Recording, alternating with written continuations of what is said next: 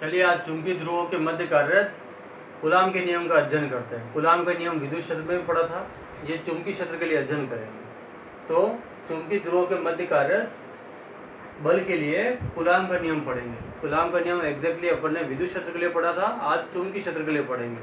दो आवेशों के लिए पढ़ा था, प्लस और माइनस के लिए, यहाँ ध्रुव प्रबलता के लिए पढ़ेंगे या ध्रुव सामर्थ्य भी कहते हैं। तो जैसे दो क्षण चुंबक लिए NS के रूप में स्थिति है। अब यहाँ पर ए से यहाँ पर एन है, ये दक्षिणी ध्रुव, ये उत्तरी ध्रुव। विपरीत ध्रुव है तो कौन सा बल लगेगा? आकर्षण बल। अगर यहाँ NN होता, SS होता तो प्रतिकर्षण बल। तो दो चुंबकीय ध्रुवों के मध्य लगने वाला आकर्षण और प्रतिकर्षण बल F जो होता है, और इनकी ध्रुव प्रबलता कितनी होगी? इस ध्रुव की M1 है तो इसकी M2। और विद्युत क्षेत्र में कूलाम का नियम पढ़ा था, क्या था? प्लस Q और माइनस Q के रूप में स्थिति थी। तो इनके मध्य लगने वाला आकर्षण या प्रतिकर्षण बल, जैसे एग्जांपल यहाँ पर आकर्षण बल लग रहा है क्योंकि यहाँ विपरीत ध्रुव है। समान ध्रुव होते हैं NN, तो यहाँ पर बल की स्थिति प्रतिकर्षण की बल।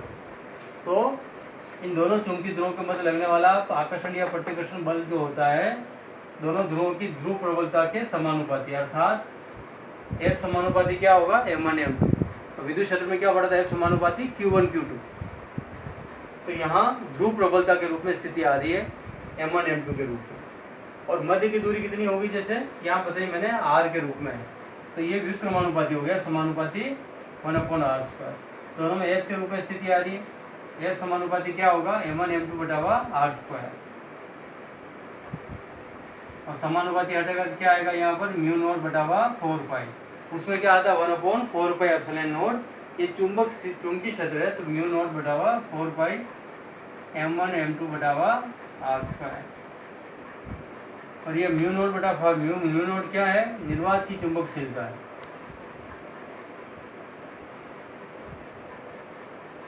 और निर्वात की विद्युतशीलता थी, वो एप्सिलॉन नॉट था, ये μ0 है। और इसका मान कितना होता है μ0 का? या 4π के रूप में माने तो 10⁻⁻⁷। मात्र क्या होता है? वेबर प्रति एम्पियर मीटर, है ना। और μ0 का मान करेंगे तो 4π को इधर ले जाओ, 4π × 10⁻⁷ वेबर प्रति एम्पियर मीटर, या एक मात्र और भी होता है हेनरी प्रति मीटर के रूप में। अच्छा, बल लगेगा इसमें, जैसे F बराबर Q ही पढ़ा था विद्युत क्षेत्र में, यहाँ Q के रूप में M आ रहा है, E के रूप में B आ रहा है। चुंबकीय क्षेत्र को B से बताते हैं। तो F बराबर MB, यानी कि N की तरफ लगने वाला बल, उत्तरी ध्रुव की तरफ लगने वाला जो बल होगा वह चुंबकीय क्षेत्र की दिशा में होगा। S की तरफ लगने वाला बल होगा वह चुंबकीय क्षेत्र की विपरीत दिशा में होगा। तो यहाँ पर जो चुंबकीय बल का निर्माण हो रहा है वह F बराबर MB के रूप में कहलाएगा। M ध्रुव प्रबलता, B चुंबकीय क्षेत्र। तो ये चुंबकीय ध्रुवों के मध्य लगने वाला कूलाम का नियम कहलाता है कि इनके मध्य दो क्षण चुंबक है, इनके मध्य लगने वाला आकर्षण या प्रतिकर्षण बल दोनों ध्रुवों की ध्रुव प्रबलता की क्या? समानुपाती। F समानुपाती M1 M2, F समानुपाती 1/r², यानी कि बल जो होगा वह दूरी के वर्ग के व्युत्क्रमानुपाती। F आया तो समानुपाती M1 M2 बटा r², और μ0 बटा 4π समानुपाती μ0 बटा 4π निर्वात की चुंबकशीलता मान 10⁻⁷, या μ0 करेंगे तो 4π 10⁻⁷ वेबर प्रति एम्पियर मीटर या हेनरी प्रति मीटर के रूप में स्थिति आ जाएगी। बल लगेगा F बराबर MB, F बराबर -MB के रूप में। चलिए चुंबकीय यामेत्र के बारे में पढ़ते हैं आगे। जैसे चुंबक है और ये गुजरने वाला काल्पनिक तल कहलाता है। तो जैसे कोई छड़ चुंबक लिए, उसको स्वतंत्रतापूर्वक धागे से हैंग कर दिया अपन ने, उसको लटका दिया, तो ये गुजरने वाला काल्पनिक तल है। तो स्वतंत्रतापूर्वक लटकी चुंबक के चुंबकीय अक्ष से गुजरने वाले काल्पनिक तल को चुंबकीय यामेत्र कहा जाता है। 1 नंबर की परिभाषा आई हुई है कई बार ये, तो सिंपल सी परिभाषा है, ये छड़ चुंबक है, ये उत्तरी ध्रुव, ये दक्षिणी ध्रुव है, ये गुजरने वाला काल्पनिक तल है। अगर इसको स्वतंत्रतापूर्वक अगर हैंग कर दिया है तो गुजरने वाले इस काल्पनिक तल को चुंबकीय यामेत्र कहा जाता है। तो स्वतंत्रतापूर्वक लटकी हुई चुंबक के चुंबकीय अक्ष से गुजरने वाले काल्पनिक तल को चुंबकीय यामेत्र कहा जाता है। जैसे छड़ चुंबक है, ये प्रभावकारी लंबाई है, ये ध्रुव प्रबलता है, ये ध्रुव प्राबल्य भी कहते हैं, इसको सामर्थ्य भी कहते हैं। तो ध्रुव प्रबलता और प्रभावकारी लंबाई के गुणन को चुंबकीय आघूर्ण बोला जाता है। ये स्मॉल m नहीं, ये कैपिटल M है। कैपिटल M बराबर सूत्र बनता है M × L, और मात्रक बनता है, M का मात्रक कल पढ़ा था एम्पियर मीटर, और 1 मीटर और आएगा L के रूप में, तो एम्पियर मीटर स्क्वायर इसका मात्रक बनता है चुंबकीय आघूर्ण का। बल आघूर्ण नहीं है, चुंबकीय आघूर्ण। इसका सूत्र होता है m × L, ध्रुव प्रबलता प्रभाकारी लंबाई का गुणनफल। तो सिंपल सी परिभाषा है।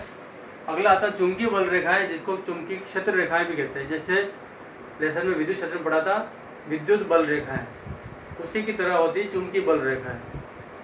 तो एक तरह से वे काल्पनिक रेखा जो चुंबकीय क्षेत्र की दिशा बताती है। विद्युत क्षेत्र की दिशा बताती वो विद्युत बल रेखाएं थी, चुंबकीय क्षेत्र की दिशा बताती वो चुंबकीय बल रेखाएं। N और S के रूप में बल रेखाओं की स्थिति बता सकते हैं अपन। तो इनके गुणधर्म क्या है? पहला तो बंद लग रहा है, क्लोज सर्किट के रूप में चल रहा है, बंद वक्र के रूप में चलता है पूरा। तो ये काल्पनिक बंद वक्र के रूप में होती है, पहला गुणधर्म है इसका। अगर चुंबक के भीतर देखें तो कहाँ से चल रहा है तीर का निशान? S से N की ओर। चुंबक के भीतर चलती है S से N की ओर, दक्षिण से उत्तर की ओर।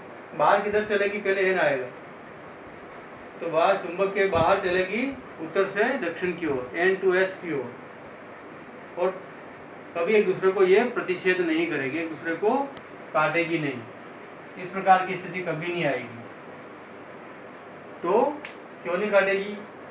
ये एक नंबर का प्रश्न कई बार आया। जैसे विद्युत बल रेखाएं भी नहीं काटती, चुंबकीय बल रेखाएं भी नहीं काटती, तो दोनों में से कई बार एक प्रश्न पूछा जाता है। आंसर समान ही है लगभग, वो ई के रूप में था, ये बी के रूप में आएगा। तो चुंबकीय बल रेखा एक दूसरे को कभी काटती नहीं है, प्रतिच्छेद नहीं करती है, क्योंकि आंसर लिखा है, यही प्रश्न है, इसका आंसर साथ में जो गुणधर्म के रूप में कटान बिंदु पर बी की दो दिशाएं प्राप्त होगी, जो कि संभव नहीं है, जो असंभव है, इम्पॉसिबल हो जाता है। तो कटान बिंदु पर बी की दो दिशाएं प्राप्त होगी जो संभव नहीं है या असंभव है, इसलिए कभी एक दूसरे को प्रतिच्छेद नहीं करेगी, काटेगी नहीं।